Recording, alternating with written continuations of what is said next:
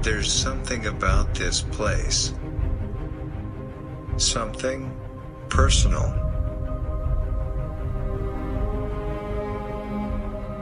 It's as if I'm the only person in the room when the artist performs.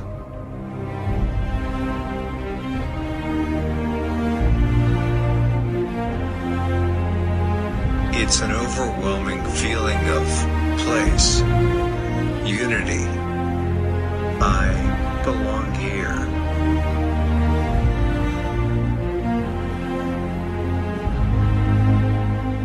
Music belongs here. Welcome to the roasting room. You belong here.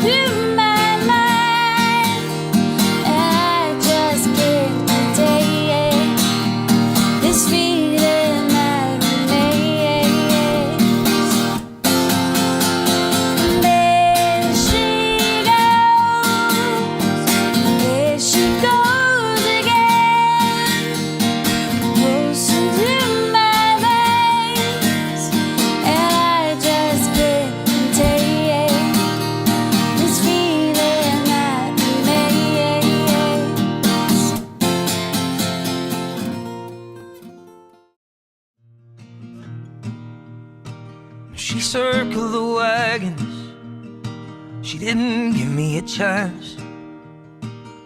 She pulled my heart out with a seismic glance. This race was over before it even began. If I was a horse, they'd shoot me, but I'm only a man.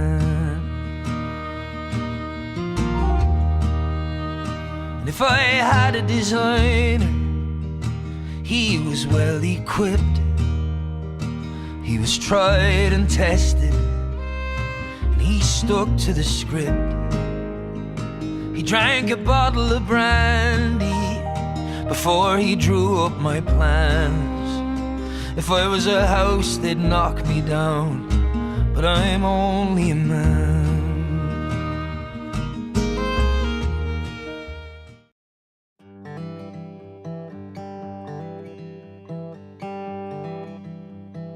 Hi, Mark Bryan from Hootie and the Blowfish, and I love the roasting room.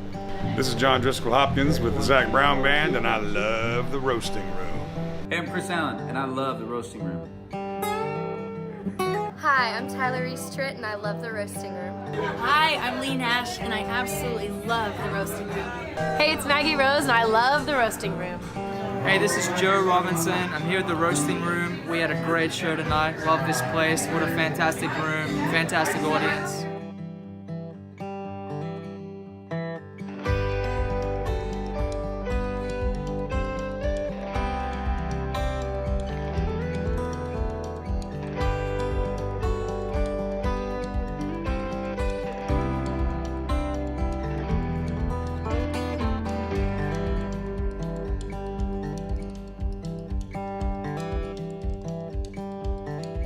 And I don't remember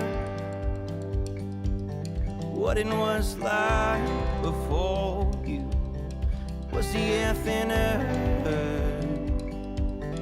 Didn't that grass have morning dew? 'Cause I'm seeing clearer, and I'm breathing deeper. And whether young or old, my heart beats for yours. Plan a big surprise.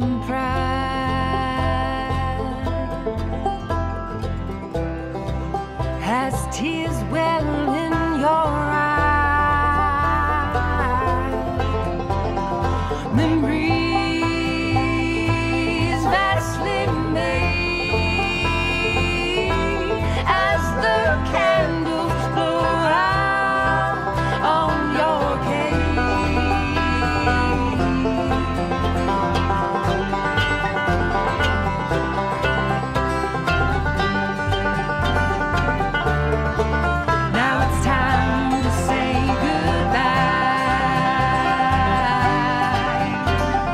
Remember to hold your head up high. Now it's time to say goodbye. I can run with the bulls in Spain. I can have the finest jewels. I could climb the Himalayas. All I want is you. All I need is you. All I want is you. Yeah, yeah, yeah.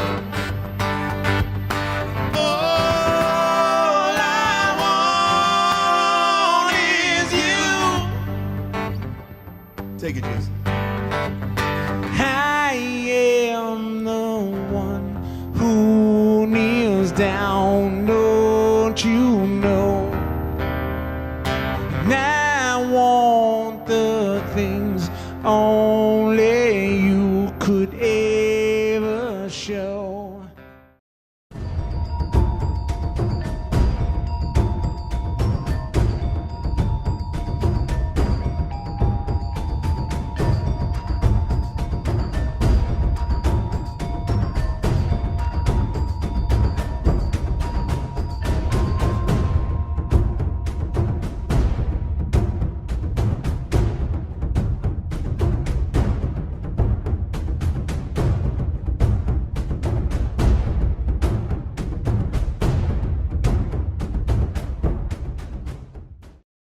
Way back in the country, y'all, place where I reside.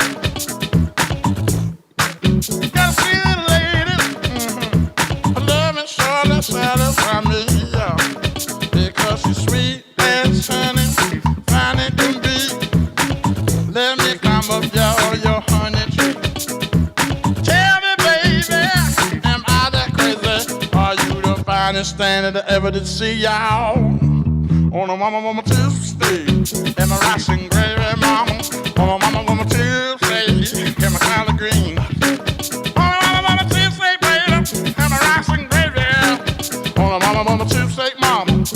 She said a baby on the wall, my collard green. Baby, won't you lay down? Let's watch this water boil. Let the others run around. For once, said, baby, won't you lay down and watch this water boil? Let the others run around. Just this once, let your hair down and pull the curtain. Let me see you in the light. Just lay down, mere words are worthless. Let me hold you through the night.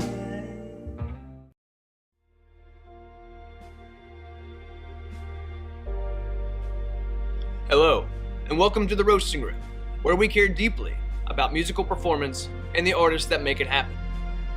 You wouldn't be sitting here tonight without the support of the following local sponsors: AIC, Advanced Integrated Controls, and the Bluffton Sun and the Hilton Head Sun newspapers. Fabulous. Clear Cut Cubes, Court Atkins Group, ERA Evergreen Real Estate Company, Harbor Point Dentistry, Hargrave Communications, John's Music, Montage Palmetto Bluff, Old Town Bluffton Inn, Rewind 1079, Charter One Realty, Simpson Construction, Kevin Sevier, State Farm Insurance. Support these local businesses because they allow us to make decisions that benefit you. Now, tonight's performance, along with all of our featured performances, is being recorded.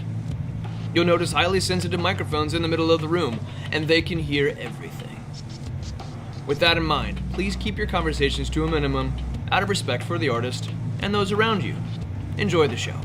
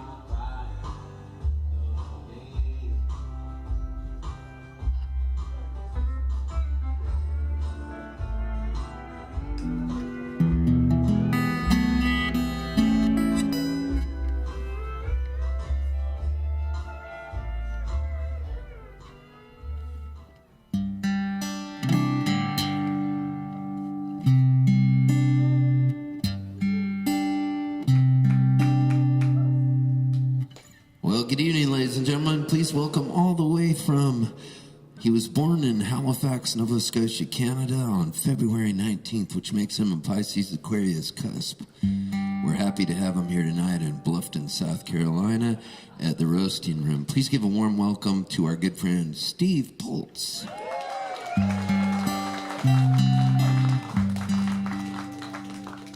Well, thank you so much.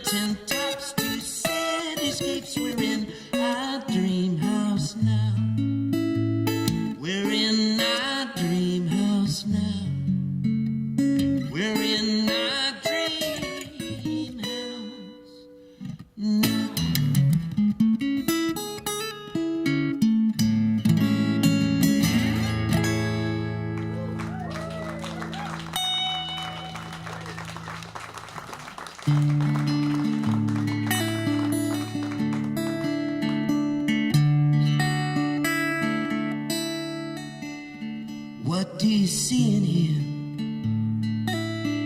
Is it the same you saw in me? Is your head alright? Did you bump into a tree?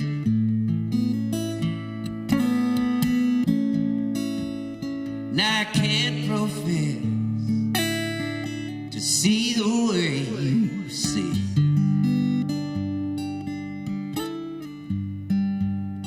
Maybe I don't love you, I just love a mystery.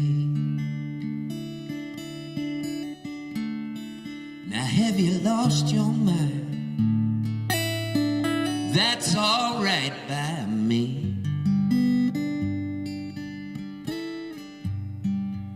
Is it the bar stool talking? Did the whiskey set you free? I send an SOS for the whole wide world to see.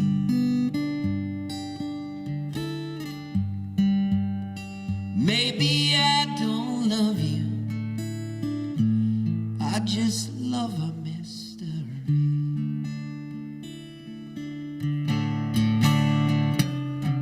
Now I've played darts with tender hearts, and I've had mine busted too. But your wrecked vision has got me wishing for glasses not so blue. Just stand inside my shoe, and darling, you will see.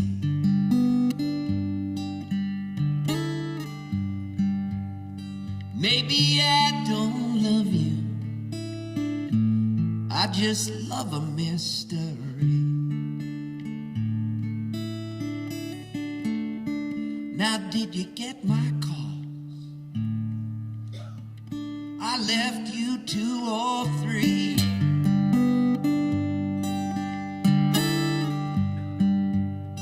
Are you going deaf or just ignoring me?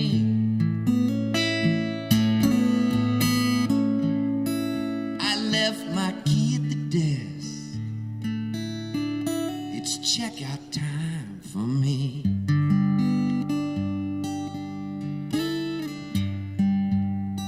Maybe I don't love you, I just love a mystery.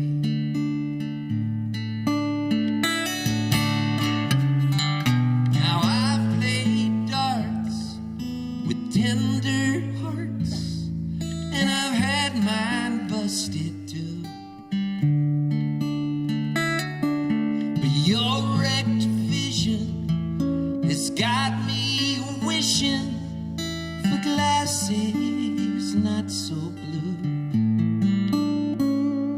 Just stand inside my shoe, and darling, you will see.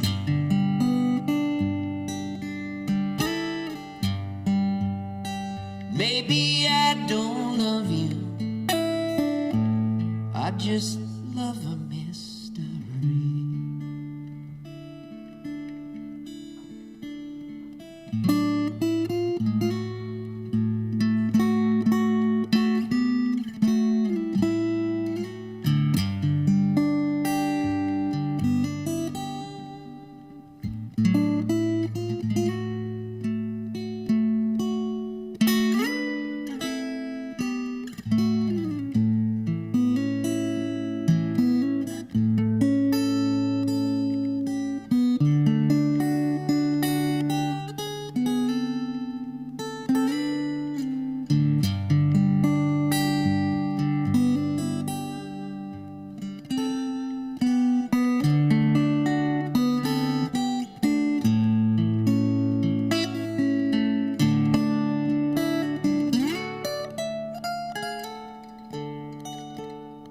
Now the time has come to say our last goodbye.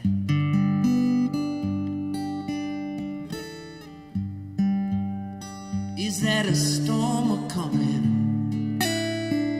I was hoping for blue sky.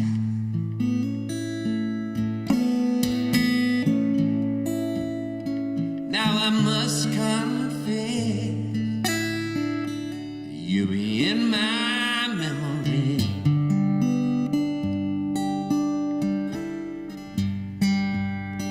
Maybe I don't love you, I just love a mystery.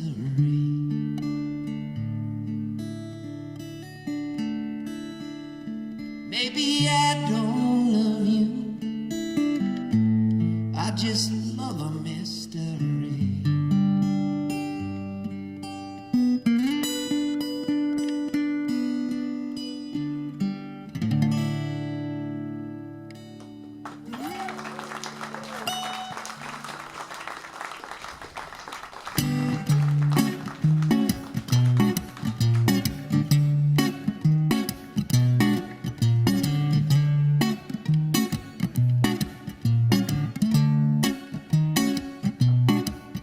It's springtime.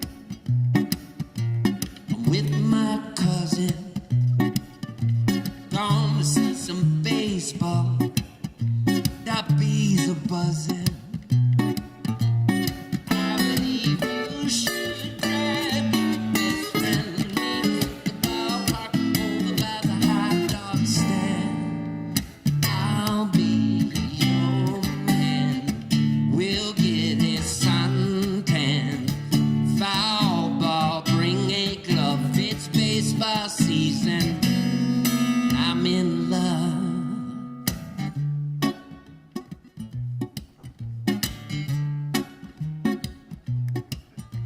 My cousin's got a girlfriend, her name's Mary.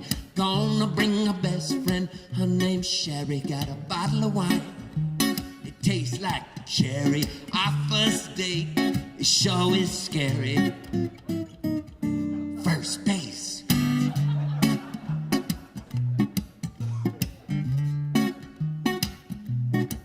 Well, it's strike three.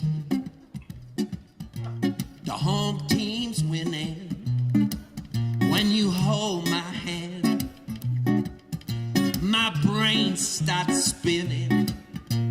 Happy as I can be, I'm floating just like stumbling onto a Babe Ruth card.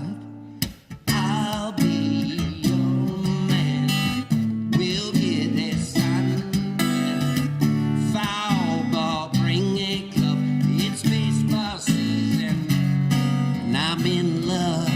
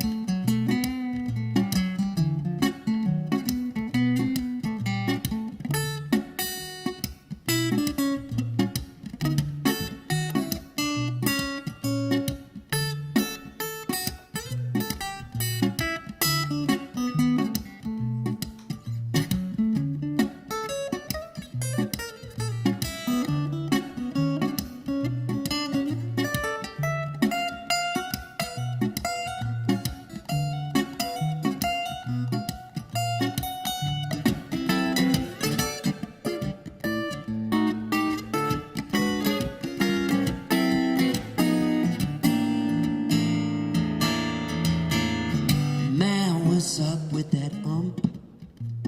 I think that dude is a chump.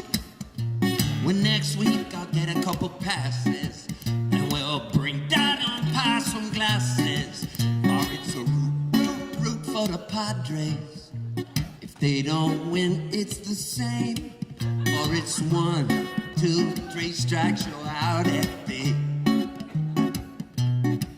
Well, it's springtime. I'm with my cousin, gonna see some baseball. The bees are buzzing.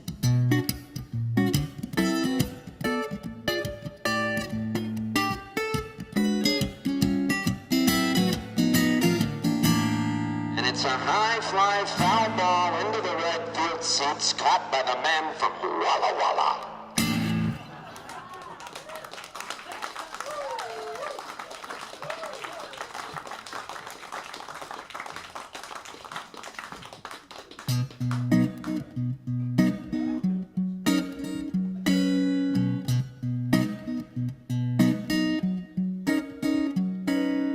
Honey, do you think that we could start all over?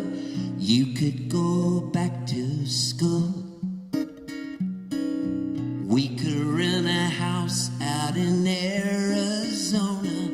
I hear they all have swimming pools. I've been working on a hybrid fertilizer. I hear it makes the lettuce big. I could get some cash down at Harry's pawn shop, and you could get a singing gig. And we could buy a pit bull and name him after Harry. And we could be famous, and then we'll get married.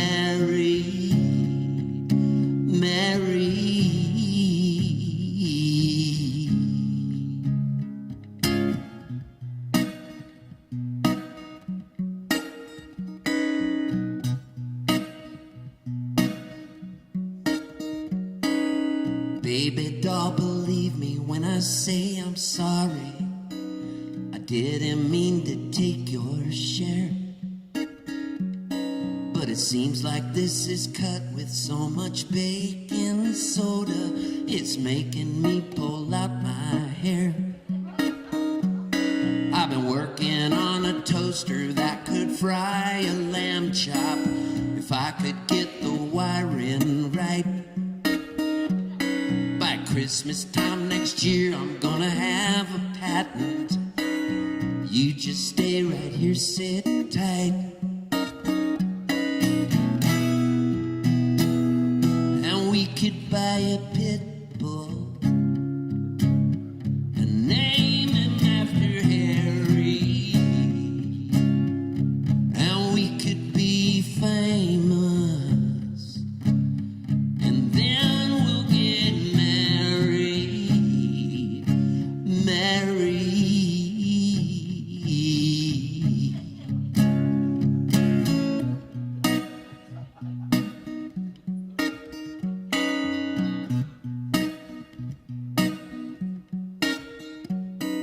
Sweetness, do you think that we could have a yard sale? This dust is making my eyes sting. We could fix the brakes, and with the extra money, I could buy a wedding ring. I've been working on a tractor that could lift a building. I'm gonna try it out tonight. I'm gonna lift that freaking bank up and take all their money. You just stay right here, sit tight. And we could buy a pit bull and name him after Harry. And we could be famous, and then we'll get married.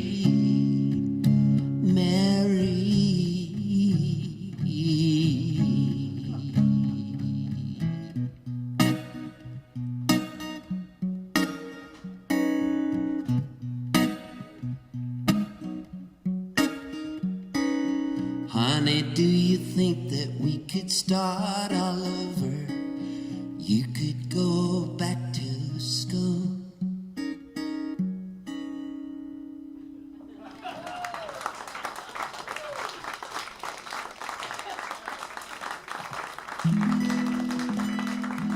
I was talking to this dude, and he's from Atlanta, and so he was telling me about there's this girl that he met, and in the rock and roll business, sometimes when you play bigger shows, festivals, and big arenas and stuff, they have what's called a runner, and sometimes they have two runners. And what a runner is it's somebody who will go and get you stuff you need.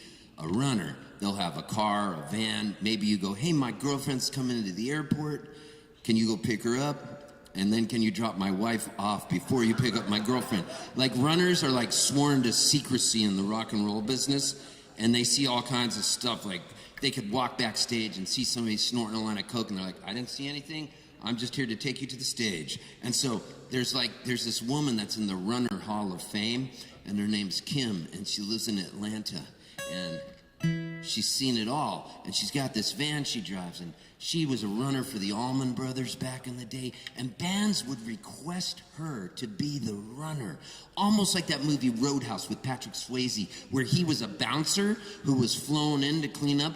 This woman was actually flown to festivals up in Baltimore and all over because people went, she's the greatest runner ever.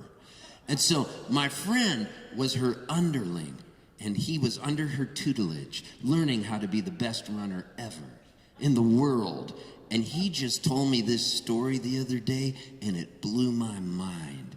So this runner works out of Atlanta primarily, and this guy came in who's a tour manager. Now, the tour manager is the person that gets you to the gig. He's on the road, or she's on the road with you all the time. Sometimes the tour manager also does sound. They book the rooms, they book the travel, they advance the show. So this guy comes into town to Atlanta to play a show with a singer named Amy Grant. Now, Amy Grant is married to Vince Gill. Amy Grant is a Christian singer. So this guy is talking to this woman, and this woman, who's the runner of all runners, is a Christian woman. She's in the rock and roll business, but she's a Christian woman. And she's talking to this guy, and he says to her, you know what? You're a Christian woman. I'm a Christian man. And she says, well, cool. Nice to see you. He goes, I've only been a Christian for 5 years. And she goes, what were you before that? He said, I was a Satan worshiper. I loved Satan. He goes, and I worked for Marilyn Manson. And she goes, Marilyn Manson? He goes, yeah, Marilyn Manson's the reason I became a born-again Christian. And she goes, what happened? And he goes, well, 5 years ago, we were playing a show in Atlanta, actually. It was in Atlanta. And he would always start yelling at me and throw things at me and berate me and call me the worst names ever. Just use your imagination and times it by 10. And I was so traumatized working for Marilyn Manson. One night in Atlanta, he went absolutely nuts. And his clothes had been messed with in the backstage room. And he picked up bottles of Dom Perignon champagne and started throwing them at my head. Cut my head open. I was rushed to the emergency room, got 22 stitches. And he goes, and I quit, and I started following the Lord. And she goes, wow, that's an amazing story. That's what turned you into a Christian. And he says, yeah. And she says, well, what was it that made him go nuts, actually? He goes, there was a note in his jacket. And she goes, what was on the note? And she said he pulled it out, and it was a note that said, Jesus loves you. And she looks at this guy, and she goes, I put that note there. And that was the one time in her life she crossed the line and put this note in the jacket. And 5 years later, he finds out, meeting Amy Grant's tour manager. That's like the most amazing thing I've ever heard.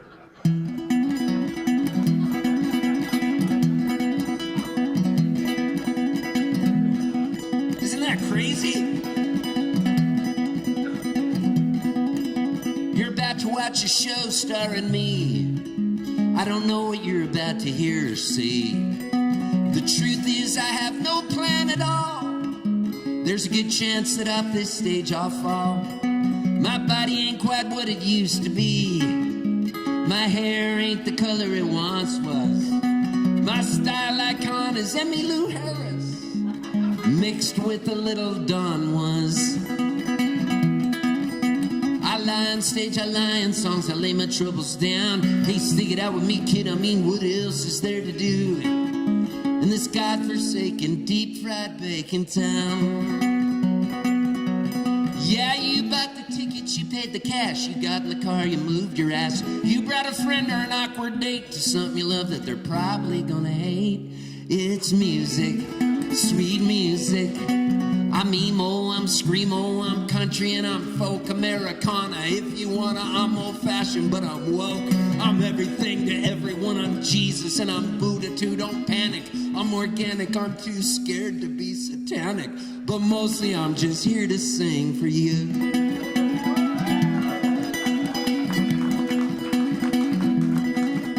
Well, I played a lot of shows across this world, but tonight's the best I'll ever play. I'm a hand and you a pearl. My G-string might snap in two. My face might turn from red to white to blue. But it's not because I'm dying, hey, I'm just patriotic. Well, we all connect like Legos, yeah, we all are symbiotic. I die on stage, I die in songs, I throw my troubles down. Hey, stick it out with me, kid, I mean, what else is there to do? In this craft beer making, earthquake shaking town. Yeah, you bought the tickets, you paid the cash, you got in the car, you moved your ass. You brought a friend or an awkward date to something you love that they're definitely gonna hate. It's music, sweet music. I'm emo, I'm screamo, I'm Grateful Dead, post-stroke Americana. If you wanna, I'm old-fashioned, but I'm broke. I'm everything to everyone, I'm Jesus and I'm Buddha too, don't panic. I'm organic, I'm too scared to be satanic. But mostly in Bluffton, South Carolina, I'm here to sing for you.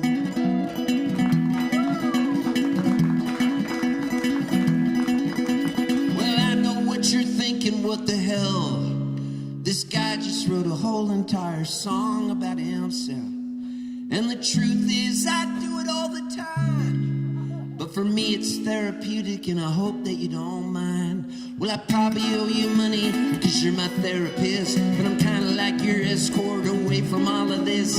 I cry on stage, I cry in songs, I try to work it out. Hey, stick it out with me, kid, I mean, what else is there to do?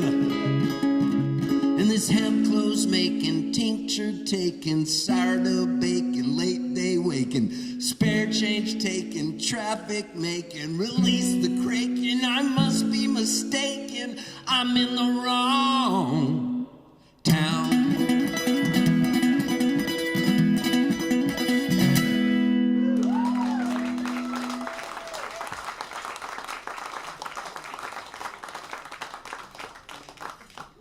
But isn't that the craziest story? And that was true. That's what's so amazing to me. And I just heard it. I was on this cruise ship called Kayamo. And the dude that books Kayamo, his name is Tanner. And he's training this other guy who books a lot of the boats now too. His name's Trey. Trey was the underling who worked for the runner. So he witnessed this whole thing happen and told me it. And he told me what was crazy. He was set to become a great runner, and he was going to work as the top runner after her. But he said he was following her to pick up a rock band, and he had these waiter boots on, big old waders, because it had been raining and it was flooding.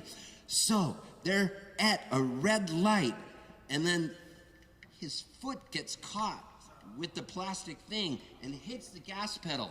And he rams right into the back of her van and pushes her into the middle of an intersection, and a truck comes down and goes, boom, hits that car. She doesn't get hurt, but totals the side of it. And she looks at him like, what were you doing? You pushed me into the intersection. So that was the end of his career as a runner. But they all lived, and he told me that story 4 days ago on the boat out at sea. And it blew my mind, so I just had to share it with you before it was erased from the space in my gray matter, and I move on to something else, some other subject that piques my curiosity.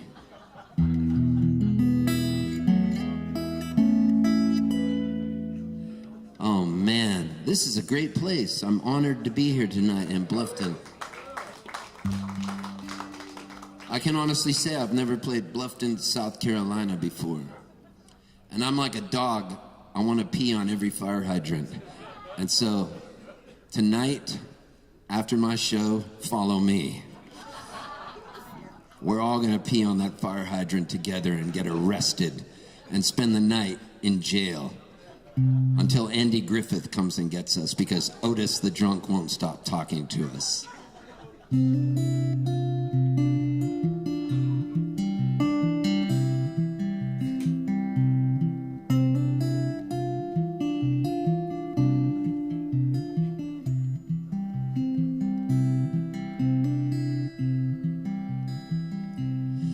lived on Holliston Street in the 60s.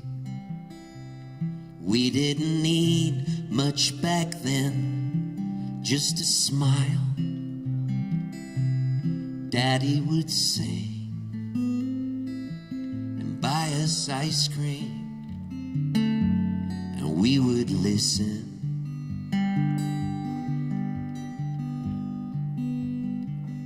Uncle Louie would come off for dinner on Sunday. He taught piano to my sister Kath, and I'd stand behind and imitate him, and she would laugh, and Uncle Louie'd get mad. And if I knew then what I know now, I wouldn't rush the growing old. I'd take the flu, the measles and the blues, and I guess I'd do as I was told.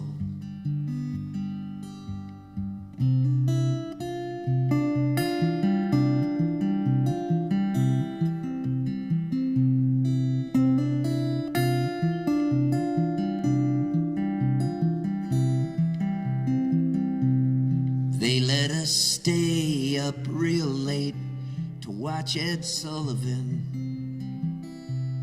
We saw the Beatles 2 times that year,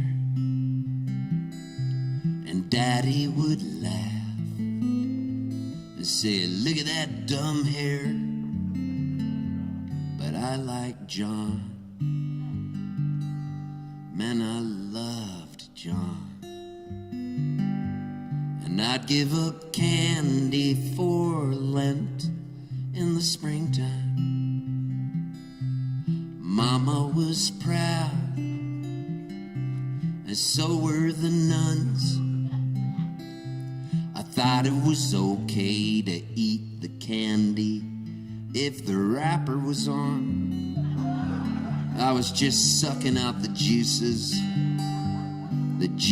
of life, life, life. And if I knew then what I know now, I wouldn't rush the growing old. I'd take the flu, the measles and the blues, and I guess I'd do as I was told. There was a girl coughing loud at the side of the stage. Her dude wasn't proud, but she couldn't help it. She swallowed down the wrong pipe, and I was making a joke. It's okay, 'cause I've never played in a town called Bluffton, but I've played a lot of poker, 7-card stud. They used to call me Steve, Bluffin' Poltz. Now we add a T, and we're swift as colts. It's a Palmetto thing. If I knew then what I know now, I wouldn't rush the growing old. I'd take the flu, the measles and the blues, guess I'd do as I was taught.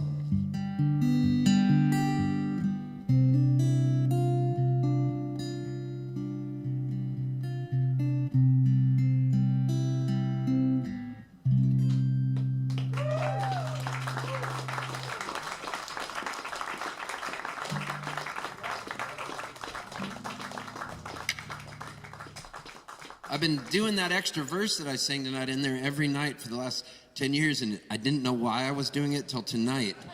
But it was almost like I became a time traveler and I was unstuck in time like Billy Pilgrim from Slaughterhouse-Five by Kurt Vonnegut.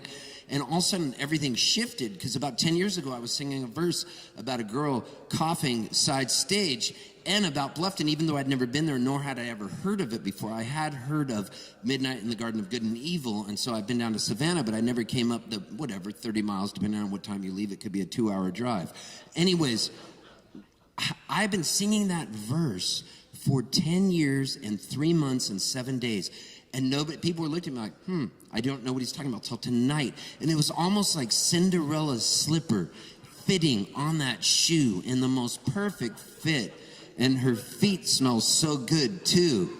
I could smell them from here. It was almost as if her dude has been putting peppermint lotion on them every morning when he wakes up before he brings her blueberry pancakes in bed with real Canadian maple syrup and nice melted butter.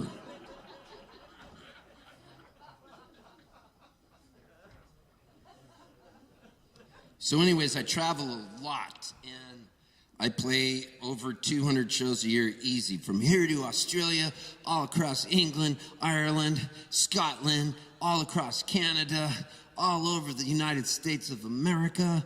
And I've been playing shows, man, since I was a little kid. That's all I've really ever been able to do. Like, I tried to get a job as a sales rep for a pipe nipple company, and I was a nipple salesman, but it just didn't soothe my soul and take me where I needed to go. And I read this book called The Razor's Edge by William Somerset Maugham. And in case you're keeping score here and you want to read the book, it's called The Razor's Edge. Author, once again, William Somerset. Somerset is not S-U, but it's S-O-M-M. So just so you know, Somerset. And then Mom is not M-O-M, it's M-A-U-G-H-M. So if you want to read that book, it sort of changed my life, because after I read it, the protagonist in the story is a guy named Larry Darrell. And it takes place right as the stock market crashes in 1929. Now, prior to that, he'd been living more of a sort of existence where he thought he needed to be. But then the market crashed, and he said, I'm just going to go to Europe. I'm going to bum around. And I remember his friends were like a bum? You're just going to bum around? And he lived in all these different countries and started living this other life. Because what happened to me was, when I was a nipple salesman, I sort of became shackled to the own reality I'd created for myself, which was, I'm a nipple salesman. I graduated from the University of San Diego with a major in political science and a minor in Spanish, so I knew I wouldn't have a job, but at least I'd know why. So that's what I did. And I took this job in sales because I thought that's what I had to do. And then I read that book and I thought, you know what?